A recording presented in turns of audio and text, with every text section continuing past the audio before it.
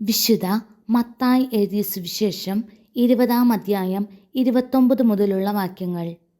അവൻ ജെറീക്കോയിൽ നിന്ന് യാത്ര പുറപ്പെട്ടപ്പോൾ ഒരു വലിയ ജനക്കൂട്ടം അവനെ അനുഗമിച്ചു. യേശു ആ വഴി കടന്നു പോകുന്നുവെന്ന് കേട്ടപ്പോൾ വഴിയരികിലിരുന്ന 2 അന്ധന്മാർ ഉച്ചത്തിൽ നിലവിളിച്ചു, കർത്താവേ, ദാവീദിൻ്റെ പുത്ര, ഞങ്ങളിൽ കനിയണമേ. മിണ്ടാതിരിക്കാൻ പറഞ്ഞുകൊണ്ട് ജനക്കൂട്ടം അവരെ ശാസിച്ചു. അവരാകട്ടെ, കർത്താവേ, ദാവീദിൻ്റെ പുത്ര, ഞങ്ങളിൽ കനിയണമേ എന്ന് കൂടുതൽ ഉച്ചത്തിൽ നിലവിളിച്ചു പറഞ്ഞു. യേശു അവിടെ നിന്ന് അവരെ വിളിച്ചു ചോദിച്ചു, ഞാൻ നിങ്ങൾക്ക് എന്തു ചെയ്യണമെന്നാണ് നിങ്ങൾ ആഗ്രഹിക്കുന്നത്? അവർ പറഞ്ഞു, കർത്താവേ, ഞങ്ങൾക്കു കണ്ണുകൾ തുറന്നു കിട്ടണം. യേശു ഉള്ളലിഞ്ഞ് അവരുടെ കണ്ണുകളിൽ സ്പർശിച്ചു. തൽക്ഷണം അവർക്ക് കാഴ്ച കിട്ടി.